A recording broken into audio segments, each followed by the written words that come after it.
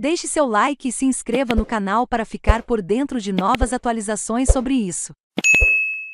Ataques e 4 milhões de refugiados. O 35º dia de guerra. Quantidade de pessoas fugindo do conflito na Ucrânia ultrapassa a estimativa da ONU. Ucrânia e Ocidente veem possível recuo da Rússia com ceticismo, e Eslováquia expulsa 35 diplomatas russos. Na noite desta quarta-feira, 35º dia de guerra na Ucrânia, o presidente Volodymyr Zelensky afirmou que as negociações entre russos e ucranianos, para tentar selar um acordo de paz, continuam.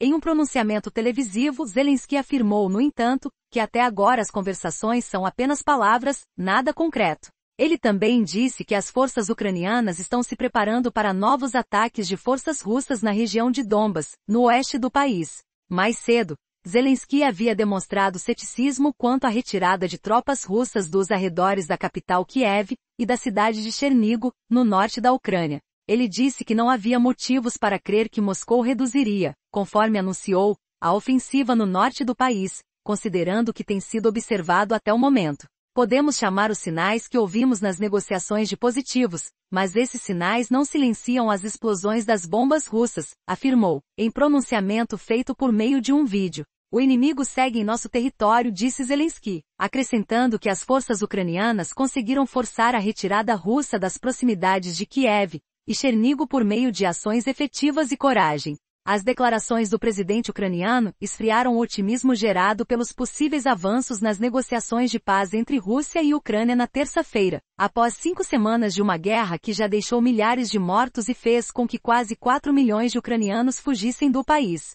Durante 1 hora, nesta quarta-feira, Zelensky conversou por telefone com o presidente americano, Joe Biden. Ele pediu a imposição de mais sanções à Rússia, bem como maior apoio financeiro e humanitário à Ucrânia. Em resposta, Biden confirmou o repasse de 500 milhões de dólares, 448 milhões de euros, para a Ucrânia.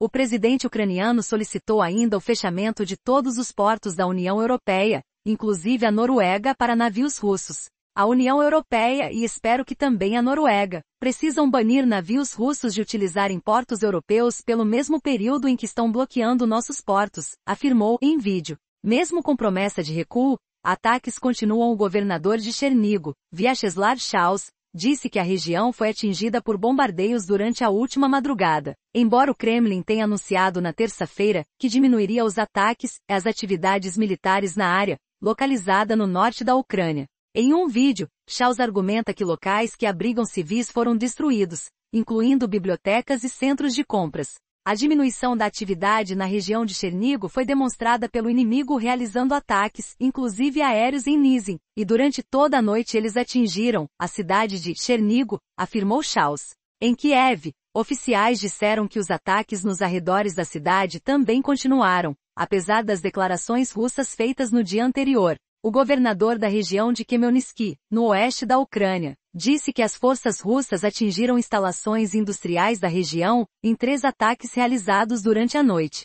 Em Mykolaiv, onde um prédio da administração pública local foi destruído na terça-feira, o número de mortes devido a esse ataque subiu para 12. Anteriormente, haviam sido computados 9 mortos. Autoridades disseram que a busca por mais corpos continua. De acordo com a ONU, até este 35º dia de guerra, 1.179 civis ucranianos foram mortos e 1.860 ficaram feridos devido a ataques russos a alvos civis, incluindo abrigos e hospitais. Segundo autoridades ucranianas, um prédio da Cruz Vermelha em Mariupol, no sul da Ucrânia, foi atingido por forças russas.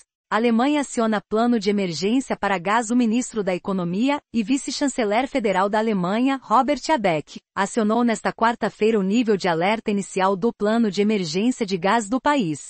Este é o primeiro de 3 níveis de alerta, e envolve a criação de uma equipe de crise para lidar com a estabilidade do fornecimento de gás. A equipe tem o papel de analisar e avaliar a situação do abastecimento para que, se necessário, outras medidas sejam tomadas para aumentar a segurança do fornecimento. No momento, as reservas de gás da Alemanha estão em cerca de 25% da capacidade. Habeck pediu a empresas e à população que tentem reduzir o máximo possível o consumo do combustível, enquanto a Alemanha trabalha para se livrar da dependência do gás russo. Putin diz a Scholz que gás poderá ser pago em euros. O governo da Alemanha informou nesta quarta-feira que o presidente russo, Vladimir Putin, afirmou ao chanceler federal alemão, Olaf Scholz, que a Europa poderia continuar pagando pelo gás russo em euros, e não em rublos, conforme anunciado anteriormente.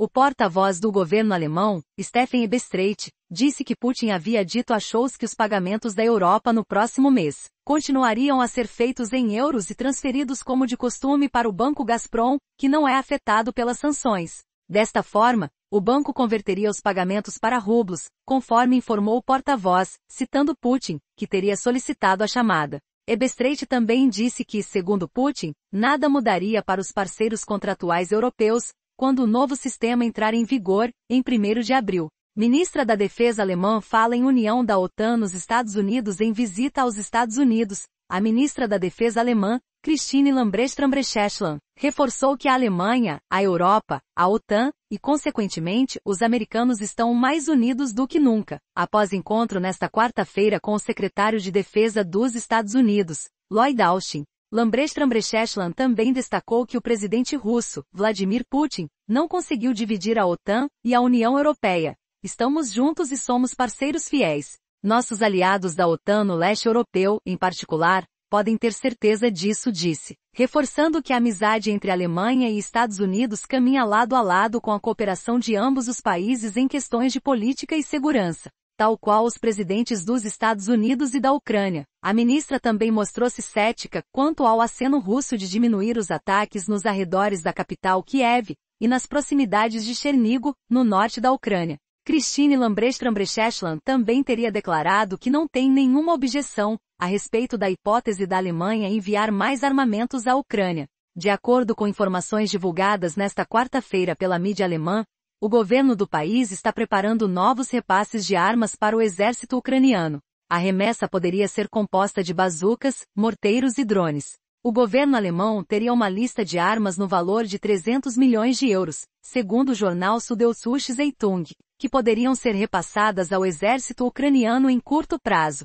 Número de refugiados ucranianos chega a 4 milhões. A Organização das Nações Unidas, ONU, apontou que o número de refugiados que deixaram a Ucrânia devido à invasão russa ultrapassou a marca de 4 milhões. A maioria absoluta, com estimativa de 90% do total, é formada por mulheres, crianças e idosos, uma vez que homens entre 18 e 60 anos não podem deixar o país.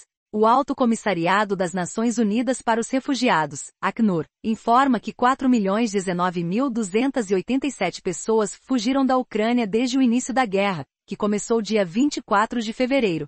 Deste montante, mais de 2,3 milhões foram para a Polônia, o maior país membro da União Europeia, que faz fronteira com o território ucraniano. Os outros são Romênia, Hungria e Eslováquia. A estatística indica, portanto, que praticamente 6 em cada 10 ucranianos deixaram o país rumo à Polônia. Mais de 600 mil refugiados se dirigiram para a Romênia, grande parte atravessando a Moldávia, que também faz fronteira com a Ucrânia, mas não pertence à União Europeia. Em torno de 365 mil foram para a Hungria, e 280 mil para a Eslováquia.